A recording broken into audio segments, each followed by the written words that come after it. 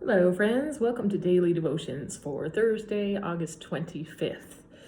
Hey, if you're watching this on Thursday, then I am currently not sitting in my office, which is where I'm filming this devotion. On Thursday morning, I am at the splash pad at Desert Ridge with the moms from MOPS and Moms Next. Holding an event to welcome new moms who might be interested in our group, trying it out for the first time, wanting to make an informal connection to see if this might be a place for them to belong. One of the things I love about MOPS is they reveal a new theme every year. And this year's theme for MOPS International is We Go Together. The organizers have named that there's this loneliness epidemic going on in our culture right now. Part of it is a result of the pandemic, but part of it is also the way we live our modern lives. And it seems to affect people young, old, in between, lots of different ages.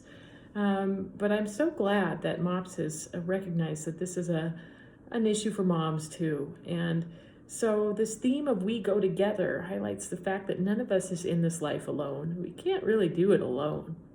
And we need people. But sometimes creating those relationships can be difficult. And so the theme for MOPS this year also comes with 3 different challenges. And I wanted to share them all with you because I think these are useful for whatever age or stage of life you are in. So even if you're not a mom, you're not a woman, you're not anywhere associated with MOPS, I'm hoping that you might find these useful as well. The first one is be unoffendable.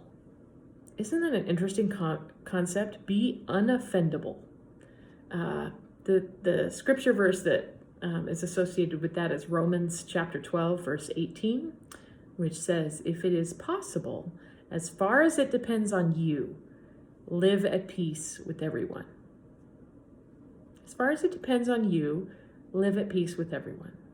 Now, obviously, we can't control other people's behavior all the time. Other people's actions may not be what makes for peace, but as far as it depends on you, strive to be at peace. I love that. I think about how many relationships have been broken apart in recent years due to different viewpoints, divisions, disagreements, black and white, polar thinking. It's got to be this way or that way. You must belong to this group or that group. There's no in between, and there's no room hardly for dialogue. And so the idea of being unoffendable, that doesn't mean that we don't have strongly held beliefs, but it means that our personhood is not at stake if somebody else disagrees with us, and that everybody has something to teach us that's worth learning. So I love that. I think about all the times when people tried to trap Jesus into taking a side or taking a stand on some issue that was of maybe less importance, and how many times he was able to find a third way. And so the concept of be offendable invites us to explore the third way. Show up. That's the next challenge. Show up.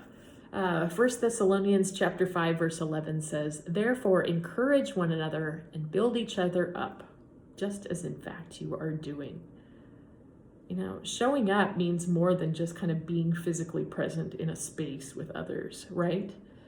And I can't tell you how many people have shared with me that coming out of the pandemic and kind of trying to get back into a social life, they feel a little bit awkward, a little rusty maybe, like, I don't quite remember how to do this. How do I initiate a friendship? How do I make friends? How do I make connections with other human beings? How do I kind of get myself out of the little comfort zone that I've built up?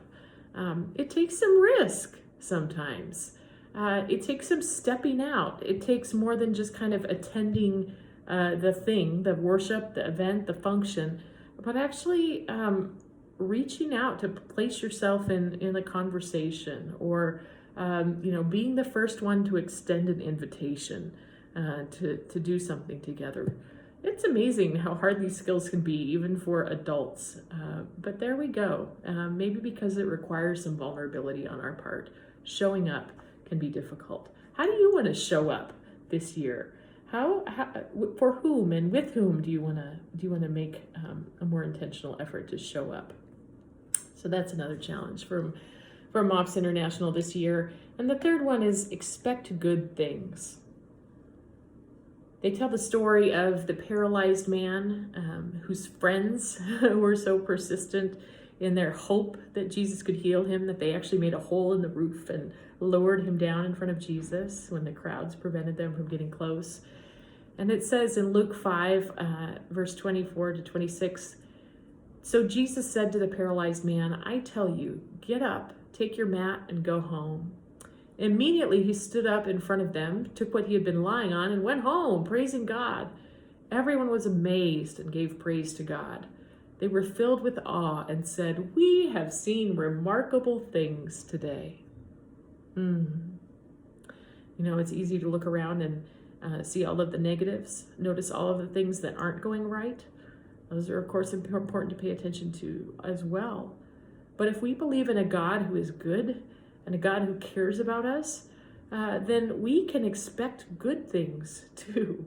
We ought to be able to look around, find the beauty in whatever season and circumstances we're facing, find people who are exhibiting God at work. Maybe the circumstances we're in proved harder than we ever imagined that they would.